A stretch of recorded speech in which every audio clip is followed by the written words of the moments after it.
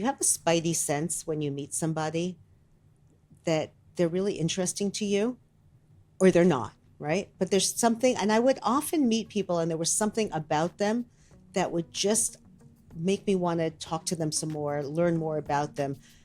Oftentimes it's because I knew they had something to teach me and that we would connect. Hi, everyone. It's Dean. And it's B. We're here to help you build your commercial real estate network so you can get your foot in the door and design the career of your dreams. We interview leaders in commercial real estate and hear their stories of failure, triumph, basic survival, and hard-won wisdom. It's like having coffee with the real estate pro. You're listening to How I Got My Job. Welcome back to another episode of How I Got My Job. Today, we're lucky enough to have Nancy Lashine, who is the founder and managing partner of Park Madison Partners, a New York-based private equity placement firm. With over 35 years of experience in real estate and investment marketing, she previously advised institutional investment managers on strategy, working with firms like Lehman Brothers and Angelo Gordon. She began her career in finance at LF Rothschild and was an early member of the O'Connor Group. Ms. Lashine holds an MBA from Columbia University and a BFA in dance theater from Case Western Reserve. Let's go to the episode. Enjoy. Welcome, everyone, back to How I Got My Job, a Coffee Connectors podcast. Again, we're fired up. We're excited. We've got a great guest today, Nancy Lashine. And I would say, having become a member of Nancy's orbit, I don't remember how many years ago, maybe 4 or 5 years ago, what a profound and positive impact she has had on my life. The fact that we're even here doing a podcast is really a result of watching Nancy's own podcast and seeing what she was able to do. I would say maybe more than half, maybe all of our guests, I think. I'm trying to think if I can think of one that is not a result of becoming a part of Nancy's orbit. And I actually can't think of anyone off the top of my head that didn't start in some way with a foundation of getting to know Nancy, becoming part of her orbit, and meeting so many incredible people and opening up so many opportunities for us. She's got a great story to tell about her own life, about building businesses, about evolving and changing over different market cycles, different periods of time. And this is going to be truly an awesome podcast. We're very excited. Thank you, Nancy, for joining us. Well, I love you, Dean. I do. And I'll tell Meredith that too. I'll give you both hugs. You're great. And we are very privileged to be part of your business and your orbit and Coffee Connectors and what you do. You make us feel really good about coming to work every day and what we do. So thank you for giving so much more meaning to what we've already been doing. And I will say that when I think about the term orbit, all I can say is it feels like I'm just a tiny speck because there's a lot of folks in it. Well, welcome, Nancy. Let's get started. And let's just start with, what exactly do you do? Your title's so impressive. For all the students who have no idea what you're doing in layman's terms, give them an idea of what you're up to. I think one of the most important things that anybody can do in life is end up in a profession that you can explain to your 5-year-old. I have not succeeded in that. So what we do at Park Madison Partners is a really narrow subset of financing. And it specifically relates to financing real estate. And it specifically relates to institutional investment in real estate. So now I've just said a whole bunch of words. What does that all mean? So everybody knows, okay, I'm in real estate. Oh, so do you sell houses? Do you buy houses? No. I help people invest in real estate. I guess what most people don't really think about is that when you look around at your built environment, a lot of the big buildings are owned by big institutional investors. Okay, what the heck's an institutional investor? It can be a pension fund. So if you work for a state government or you're a teacher or you're a fireman, you get a pension at the end. That entity could be, my mother was part of the New York State Teachers Pension Fund because she was a teacher in the state of New York. If you work for a big corporation, there might be a pension fund. If you go to a university, the university may have an endowment, and that's an institutional investor. So there's lots of different types of institutional investors, but it's kind of they're sort of abstract unless you've ever worked in the world of finance. So it's financing these very large assets that we live in, that we see all around us. And why do you do it? It's just, you've probably thought about, well, you can invest in stocks and bonds, but and this actually only happened about 40 years ago when I started my career, that in addition Nancy to just started at -15, by the way. Yeah, that, exactly. Once again, love you, Dean. Institutions used to really just invest in stocks and bonds, but the investment in real estate and other types of alternative assets is something that has become part of big portfolios just in the last 40 years or so. And there's a whole history behind that. But so essentially, what do?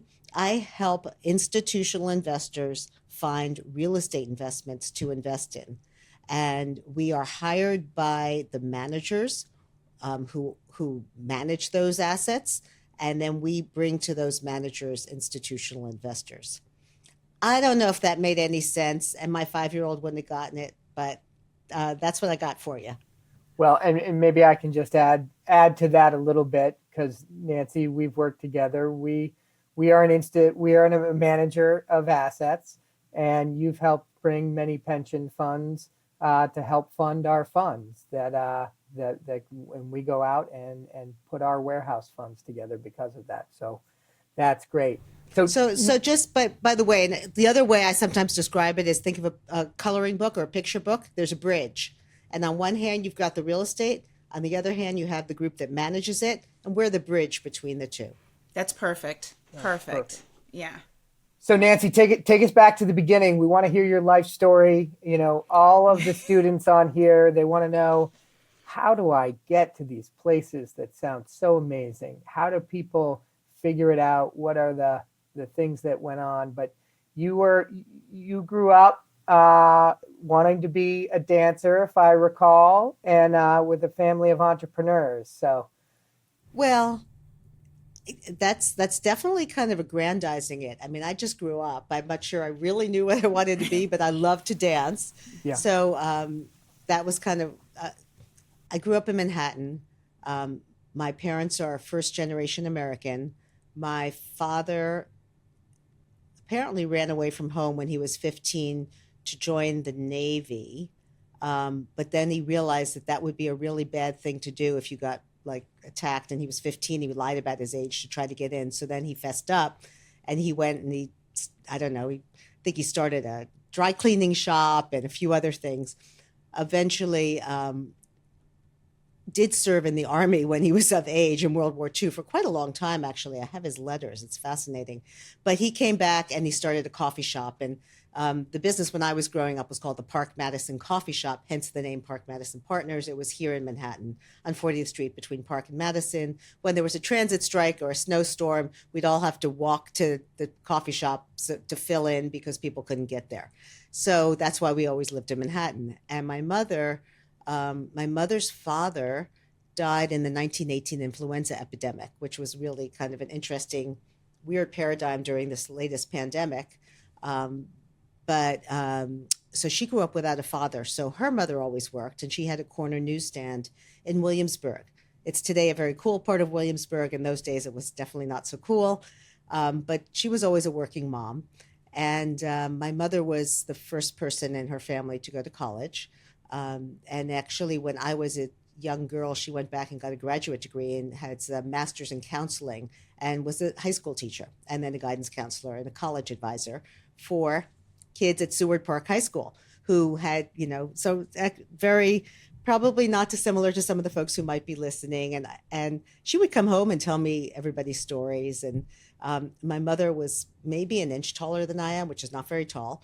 I was always impressed how she, like, because there were gangs, and there were weapons in her school, and she was cool. Like, she managed that. So I went to a very academic high school in Manhattan, and then I went off to college, and I came back, and I needed a job. So I asked my father if he knew anybody I might call. So he literally, as people came in to buy coffee in the morning, coffee was 15 cents. The menu was in our lobby. He would ask for like a name and a phone number from the people, like his customers. And I would get up at like 7 in the morning because I knew that's when people might be at their desk. This is obviously before email and before work from home. And I would just start dialing until somebody answered the phone. And I tried to get someone to, say, would you be willing to interview me? That worked. And I ended up getting a job, you ready for this? In the batch processing computer department of Young and Rubicam. Green eye shades, little ladies, batch processing. And then I wrote this, I'm about the same, DOS was what people were using. I'm about the same age as Bill Gates. There was no Windows, right? So I wrote manuals on how to use these computer programs. And I just got lucky. The head of the department, this computer department at Young and Rubicam, said, gee, we really want to sell our systems and become a profit center. Does anyone speak a foreign language? They asked me to go to Australia. I had a friend who was doing something in Australia for Young and Rubicam, and he said, don't come. It's a disaster. You'll be, 24/7 behind a white wall, room, locked up. And so I didn't go. And then they said, well, does anyone speak French? And I raised my hand because I'd had high school French. And I ended up living in Paris for a bit and selling these financial systems to the European financial directors. My French got better. I realized the business wasn't as tedious as I thought, and I ended up wanting to go back. I was ready to quit. I told my father I was quitting to become the short dancer in Paul Taylor's dance company. And to his credit, he begged me to go do anything else. He said, how will you ever support yourself? And for my generation, a lot of women just got married and figured their husbands would support them. But I listened, and I was angry. I was really mad. I was so mad. I remember walking home fuming, but my father had never asked me to do anything. I'm the youngest of three. And so I applied to business school because it was better than being a doctor. My sister's a doctor. It was better than being a lawyer. And I thought it was only 2 years. And I got in. I kept my rent stabilized apartment. So I went to Columbia. And I learned a lot. Opened my eyes to a whole new world I did not know existed. And I want to keep pushing the story along because you do end up going into investment banking after your MBA, and you start working, and then you eventually end up at the O'Connor Group. Can you just talk a little bit about that and what you learned and how much you did there? Well, it was an amoeba organization. It was a startup. Mm-hmm. And I think I was maybe the 10th employee. Mm-hmm. It was also the very beginning of the real estate, what has become the real estate private equity business. There were no other real estate private equity firms. And so one thing that I've always had a sense of is if you can go into a field that's just beginning, obviously it helps if that field ends up growing into something big. Right. So I'll give you an example. When our son was in college and he was really interested in crypto, and it was like when crypto was, there was a lot going on and there were all these startups. And I said, it's not so crazy to go and work for one of these firms, because if and when crypto ever really does become an asset class and something, you will have a base of knowledge that will serve you for life. So I think depending upon what it is, that was very that was just fortuitous. I had no idea. So I ended up going to this firm. You did a little bit of everything. Nobody really wanted to do marketing, and I found it pretty fun and interesting. So I ended up becoming the product development, marketing, client relations person at this, at the time, startup firm. I think the first thing we did was raise $80 million for a single deal. And then we ended up raising the first UPREIT, which was $260 million. We did 3 follow-ons for that. It was about $1 billion, ended up being sold to a public REIT. we started three different lines of businesses, and I started them all, and I was able to run around and help raise capital. And there was no, like, you got to write the script, and I loved that. Nancy, how did you, oh, sorry to cut you off there if you're. No, I was just going to say, whoops, sorry. It's okay. I got to write the script with great people. I think that's key. Really smart, great people. And Nancy, I'm always fascinated by this because you took on real estate really at the beginning of institutional real estate as we think about it. You were on Wall Street. I think a lot of people thought about real estate then as very parochial, very male dominated, right? And part of the reason why we're doing this today is because it still has a lot of those aspects to it.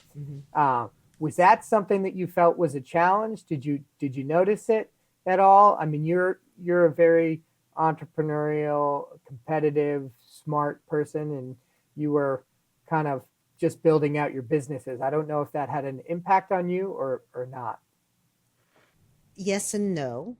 I would say that one of my personality traits is I'm somewhat oblivious.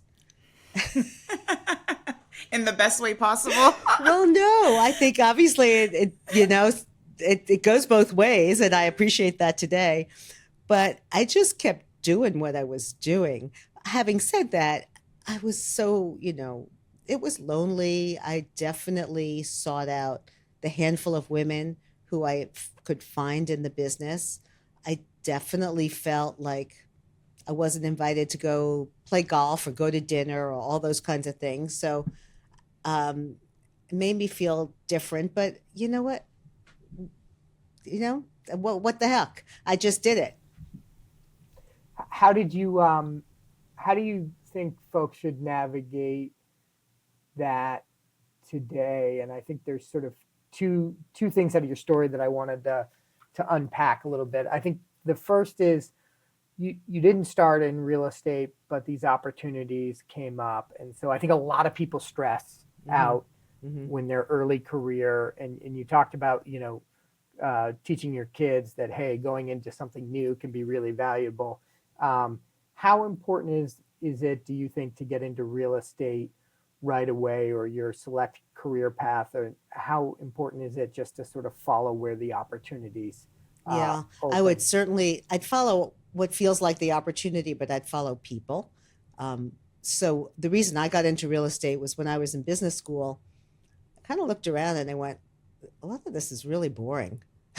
And I went into real estate because I really liked the teaching assistant, he was the adjunct professor for the real estate program, and he was an entrepreneur, and he came and he would teach the program, and I became his TA. And so when I was looking for a job, I was looking for a job either in real estate, because I appreciated that, or in cable television. Sorry, also dating myself, because that was the other new industry. Yeah. Cable television just started. HBO was like the hot place to work. And I thought they both were kind of entrepreneurial. They had creative people, but it was the people that enticed me to that. And I would say, look, at the most important thing as a young person I think you can do is find the people you connect with the best, who really want to help you and mentor you. That's right. And invest in you. Because at the beginning, people have to invest in you. And there's chemistry with that. There's the analytical part is just always try to find the best brand and the smartest people that you can connect with. I think that's a really good point. And I want to just touch on that. You're at the O'Connor Group, right? And life is lifing for you. You're having children, you're getting married, you're doing all the things. I did that in the reverse order, just to be okay. Excuse me, that's right. Getting married, having children, it matters, right? And you get married, you have children, and then something happens where you're kind of forced to become an entrepreneur. Can you just talk a little bit about that and what that felt like for you during that time? Yeah. So while I was at O'Connor, I did get married, and I had, over the course of 10 years, 3 children. And it was just very hard to keep it all together in terms of the amount of travel that I was doing. I would, we commuted in. You had to be in the office 5 days a week. You had to be there at least from 8 to 6. It wasn't really about FaceTime, but that was just what everybody, that's where the work got done.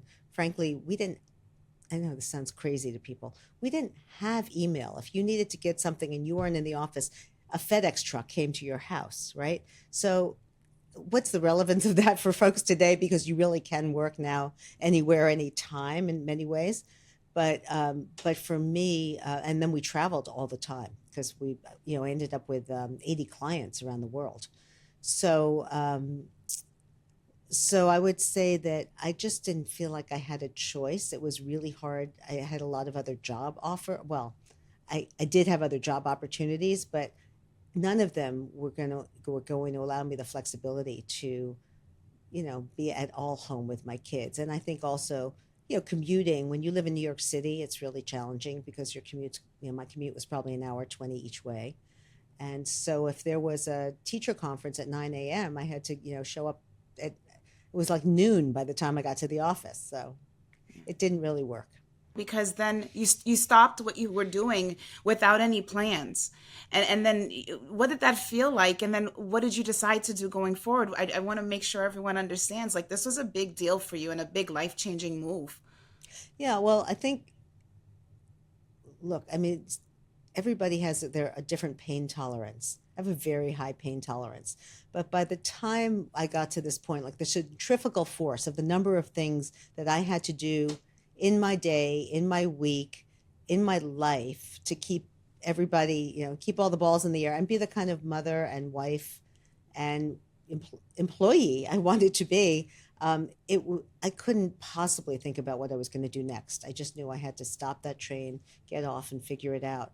And I wasn't really, I don't even think I had time to be that worried about it. So I stopped, and I didn't really know if I'd be able to find something else that would make sense. And I think I was just very lucky. And this is a little bit about, not that I'm a big fish, but just like having a role in a business that was particularly sought after at that moment in time.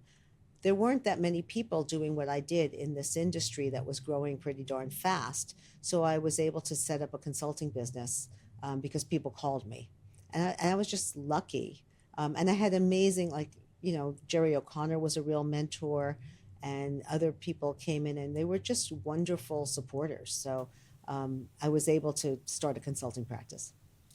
Nancy, I'm curious on how over that period of time, because you've really built an incredible network, right? And a lot of in your business, it's very important to have that trust factor and have people really believe in you. How did you build that over time? Because it sounds like there's a lot of challenges that are thrown out there. If you're, as you were mentioning, people may not ask you out to dinner, may not golf back in the day, and then you were building up this business from home. How did you go about and sort of build those relationships over time? I'll be honest, Dean, I don't think I was very good at it. I mean, when I look back, I think, I think so much of life is just showing up, and literally many days, you kind of crawl out of bed, you get dressed, you get on the train, and you just show up. And then when you show up, you go, okay, I'm going to put my best foot forward because here I am, I'm present, and all I've got is this moment today. So it was really about one step at a time. There was always, I mean, this is such a great relationship business. There's every single day you meet new people. And I had systems. I mean, I've had so many different systems over these many years. I used to, I definitely had a yellow pad every morning, and I would tick things off.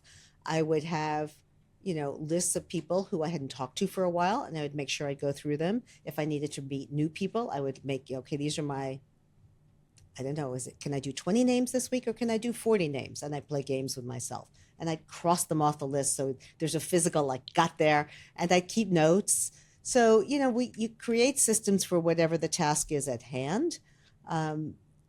But I really think looking back now, it's just the accumulation of showing up, paying attention, trying to be a good person, um, always, you know, always trying to, end things on a positive note or be on a positive note.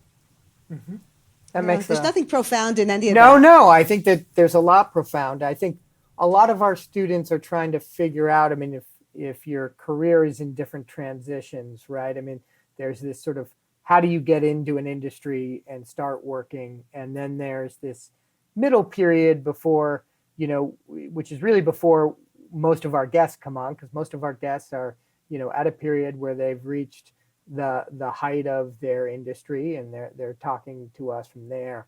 But I think our students are so interested in what it takes from the beginning in those middle periods to get yourself into a position to be the head of a company like you are, Nancy. And I'd be curious what you advise other people that come to you and seek guidance, or what you tell the folks that work at Park Madison. Yeah, I would say one of the things is, I mean, we all go through highs and lows in life for all kinds of reasons. And one of the tricks I've used, and I've certainly advised, my kids and other people to do this, when you're feeling insecure and you're just like you're looking for your first job or you're between jobs, make 3 lists, A, B, C. A are people who you really think could help you and you've high hopes. B is people you kind of know or you're not sure if they really can help you, but they're sort of in the middle. And C is people who have no reason at all to even take your phone call. Start with C.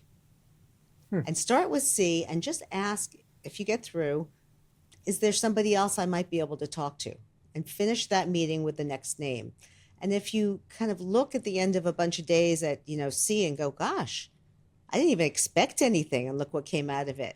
Because sometimes we just need to boost our self-confidence.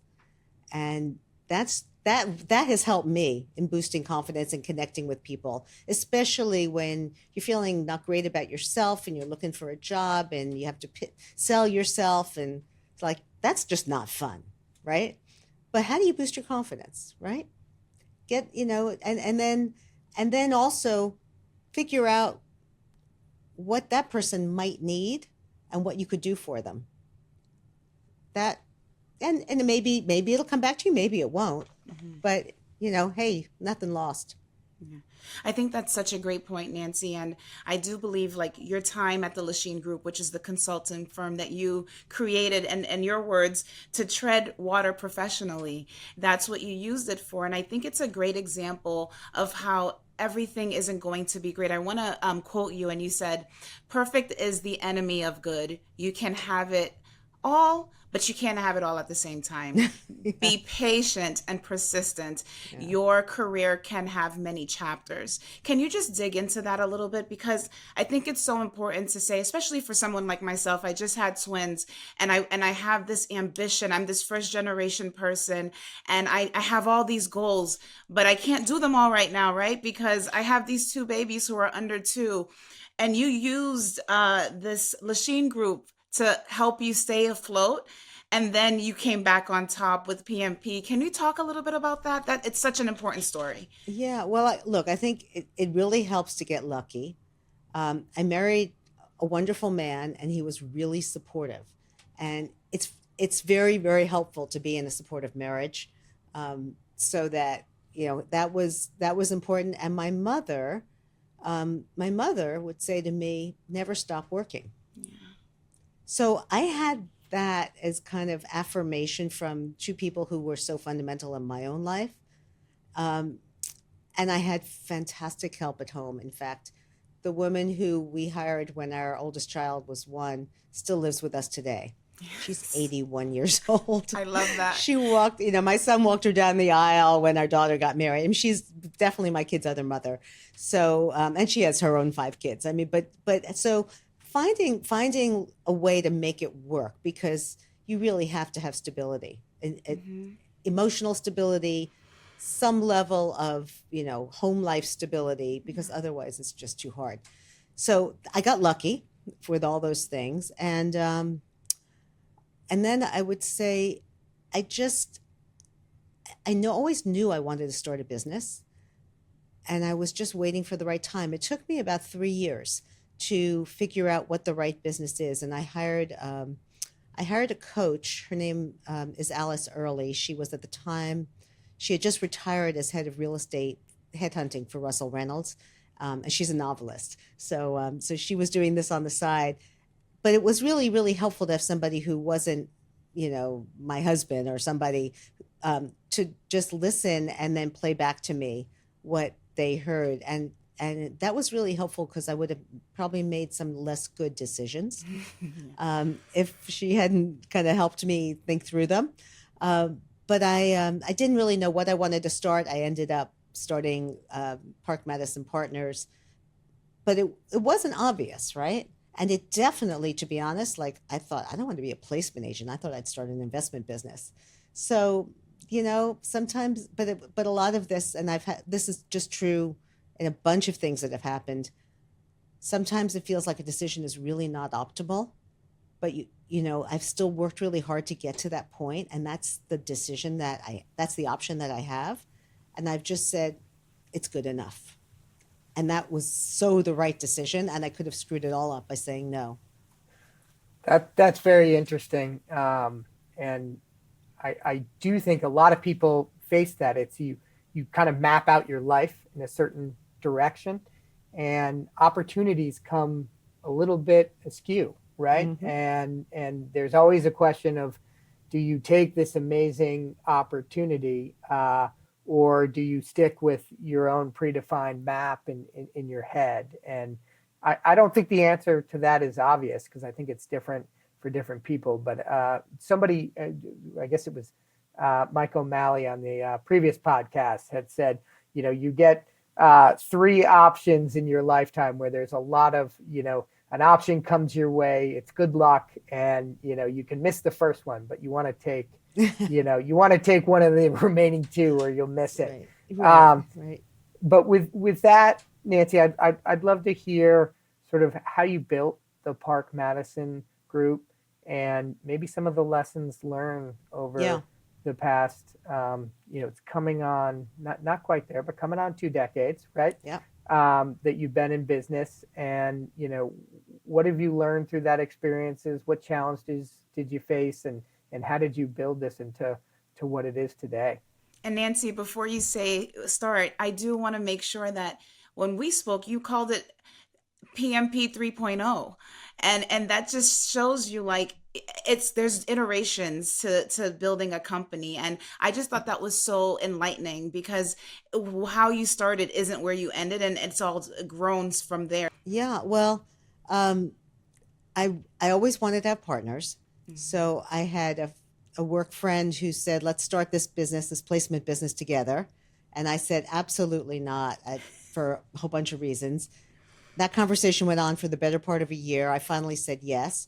When she went to step down from her firm, they said, please don't leave. Tell us, write your ticket. And she said, this is what I want. And she came back to me and said, I'm not going to do it because they gave me everything I want.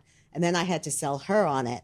So by the time we actually started this business, like we were both really bought into the business and bought into each other. That's a good thing. It's good when you start a partnership to know that you both are really all in and really want it. I'll tell you what you shouldn't do. You shouldn't go on the internet and take off a set of partnership documents and just sign them. Because I did that. I could have advised you on that one. Yeah. So, and I've said this before, like when you start something, and everything is great, right? Beginnings are springtime.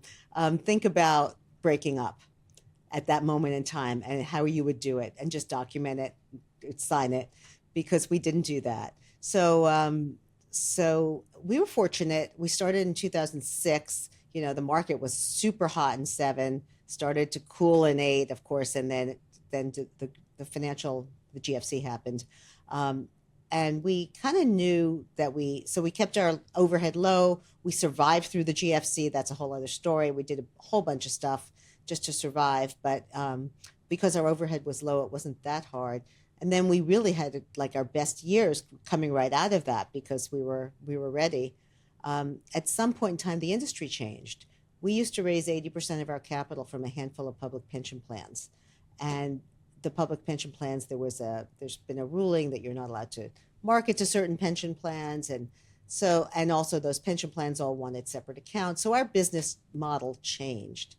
And my partner decided she just didn't want to do it anymore.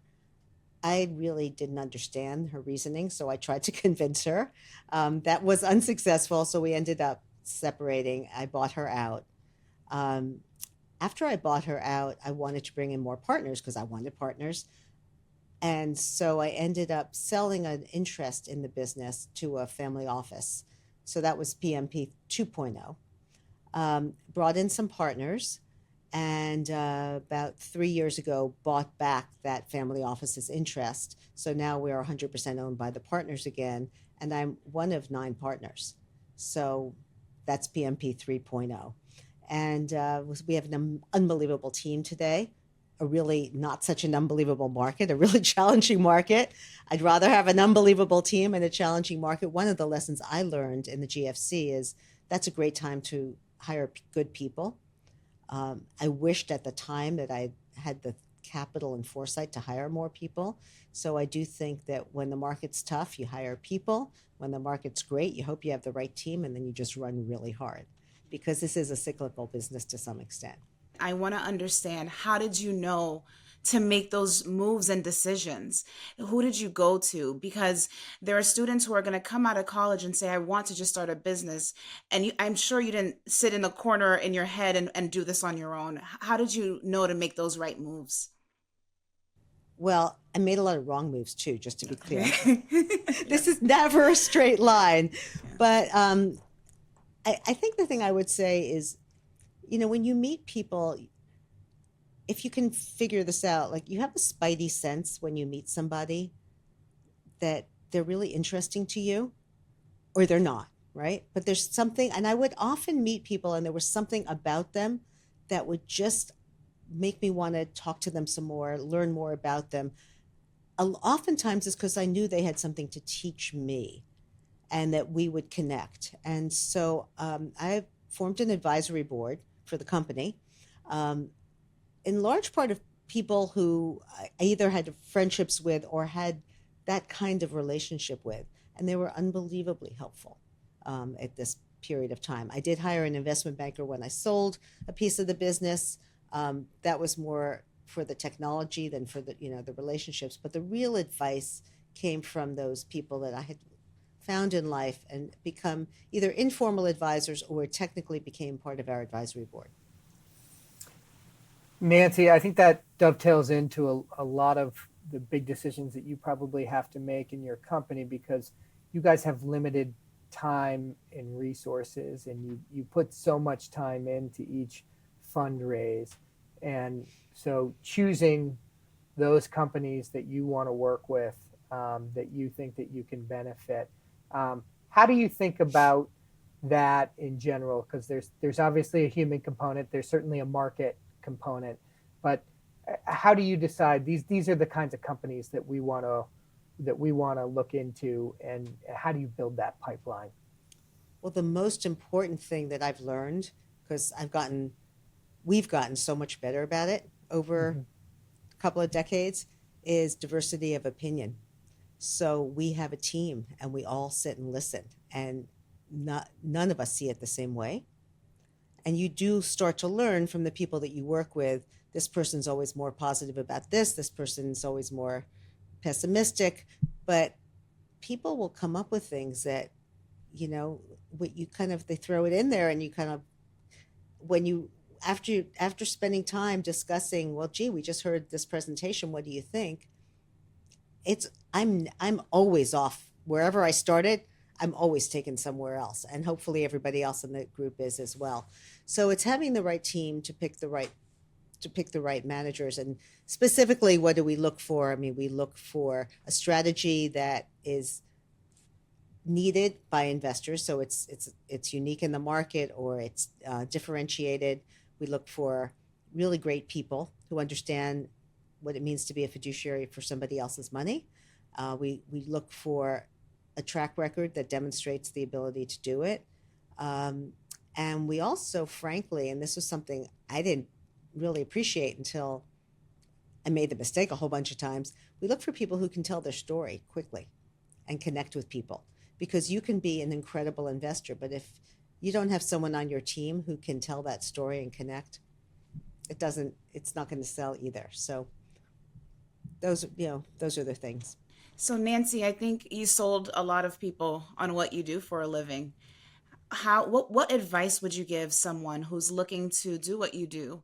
And do they go into it immediately, or is there another route that you would recommend them taking? Yeah. So as I started off saying, we're in such a narrow segment of the financing markets and even the real estate markets that I would definitely recommend, if you think you want to do something in finance or marketing or real estate, to go to a bigger shop that has a range of different activities. So you could go work for a very large investment management company, and there's the acquisitions team and the asset management team, the marketing team. You start to really appreciate the whole spectrum. Or if you think you want real estate, go work for a developer, because a developer has to be almost like a Renaissance person, right? You have to find the land, you have to convince somebody to sell you the land, you have to go convince the community that you can get your approvals passed. You have to then go construct it. You have to have the engineering capabilities or oversight. You have to finance it. It's complicated, and it's got a lot of facets to it. So there's so many. This is such a big business. I would go to the largest shop you can go that's doing the broadest range of things. And if you can either get into a rotational program or get someplace where you think you'll get exposure, I'd start there. And Nancy, as you've built this, it sounds like a very consensus built leadership style, and you have different team members on your team. How do you think about sort of, and we think about this in our business, but your own strengths and weaknesses and how to fill them in? So what were you looking to build around you, and where did you see your real strengths being where you didn't need to build? Figuring out your own strengths and weaknesses for me has been one of the hardest things. I think I started out by saying I'm kind of oblivious, so it it really has taken me a long time to understand them. I tend to be a glass half full person, so I tend to see people in a very positive light. I don't like to be confrontational, at least not intentionally so. So, filling it in with people who are more risk prone, or look at not risk prone, who are more risk averse, patient. I'm not, that's so a lot of things, but I kind of did it by trial and error. It's not that I was particularly self-aware, and maybe some people are more self-aware. I'm not interested in going through therapy. Just like, I'd rather live life than analyze life. So maybe if you've gone through therapy, you know what's good, what you're good at and not good at. So it was really by trial and error. I realized even my first partner, I would be so impatient, but I realized that if I just sat and listened, I always learned things. And then I would watch how other people responded to her. And I saw how I could say something and I thought I'd said the exact same thing. They couldn't hear it, but they could hear it from her. So maybe that's a lesson, is watch how other people react and see if you can learn from that about the way you communicate versus other people. That's a great lesson. And it's interesting because you, by the nature of your job, you sit in so many meetings where people are pitching, right? I mean, you get to see the breadth of different types of folks that are making that connection. Are there things that you've seen as people try to tell their stories to investors, or people that you've seen that you think do a really good job, that you say, hey, those are the types of people that are really the gold standard? Yeah, I remember when early in my career, someone said to me, the thing about, there was a gentleman named Jack thing about Jack is he'll have this idea, but he'll make everybody in the room think it was their idea. Um, Look, I think if I was going to try to kind of cut to the nub of it, it's realizing, sorry if this sounds too corny, but it's really true. Everybody, everybody in the world just wants to be loved. And if you can, different people find a way to connect with people so that they feel that that person cares about them, is empathetic to them, hears them, and styles are different. So there is no gold standard. There's the right standard for you and you and you. And obviously, eyes are important, smiles are important, body language is important, but it's just kind of knowing. At the end of the day, I mean, I made this mistake most of my life. I just thought it was all about getting something done, winning, being just getting there. And it was much more about relationships and having people understand, feel that you loved them, that they could trust you. And, that it's hard to say that and then therefore you should do X, Y, and Z. Yeah. But it's like, as I said, those spidey voices that are in the back of your head, just keep it in the back of your head. Maybe it'll, come up at the right moment and allow you to respond appropriately. But I think that is profound in understanding that people, we're all human. I think one of the things that psychs out students when they're starting in the business is they tend to think that people in positions of power aren't human, or they're different than them. And everybody's concerned about things. Everybody's trying to make sure that they're doing the right thing. And, being able to connect with that, I think is really valuable. And also people get from A to B in very different directions, and they can do that well. And it sounds like, Nancy, you have a real respect for that in the organization that you built. You've got a lot of different folks that have different styles, but you've found a way to sort of build that together and make, 1 + 1 = 3. Yeah, I would say if you can No. figure out how to not be scared of people. So I remember going for an interview at the O'Connor Group and being, in somebody's office, and it was facing north and it was the end of the day and they didn't have their blinds down. And I was squinting because the sun was right in my eyes. And I was so afraid to say to him, would you mind just like putting the blinds down? And I was trying to look at him and be, present, but it was killing me. And I was scared and I didn't say anything. And I thought, that was so silly. He's such a nice man. He would have been totally fine putting the blinds down. Or my best friend in business school, whose father was president of a big company. And she said to me, Nancy, just remember everybody, these guys, they put their pants on in the morning, one leg at a time. So, whatever it is, but just find a way to realize that everyone's human and to not be scared, which is hard, really hard. If you want to hear more from Nancy, Nancy has a podcast. You're very lucky. She has her own podcast, The Real Estate Capital, with Park Madison Partners. And look that up. You can continue to hear interviews that she has with really big top folks that she works with and folks you should probably get to know as well. And I also want to give a shout out to Nancy for not only, she's putting her money where her mouth is. Like she takes on Coffee Connector interns. And she took one on this summer, and they were able to learn about exactly what she does during the summer, 6 weeks in the summer, paid internship. And she understands inclusivity so well, because not only did she bring in a student, she also paid for the student to come live in New York. You have to understand, like, the student was coming from Boston, couldn't afford it, and Nancy understood, and her team understood how important it was to really take that next step, not only to pay them to do the internship, but also pay for a place to stay. So huge shout out to what you're doing. It's such important work, and we really appreciate it. And the students do too. I will tell you that the woman who came and worked for us was a rock star. And frankly, I would have hired her in a minute. She now has a fantastic next internship at a bigger place, which I think will be great for her. But it was our privilege, and it was absolutely a team effort here.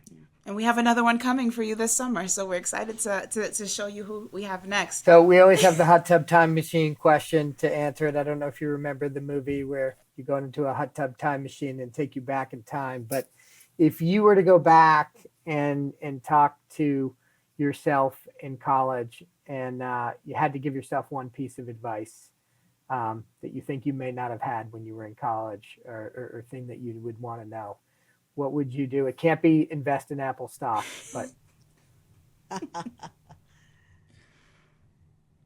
enjoy the ride more. Relax and enjoy the ride. Nancy, thank you so much for joining us. We appreciate you being here. You guys are the best. I really appreciate what you're doing, and thank you for all of your work and your efforts. That's really great work. Thank you for listening to How I Got My Job, a podcast from Coffee Connectors. Coffee Connectors helps connect first-gen college students with a whole new level of opportunity in commercial real estate.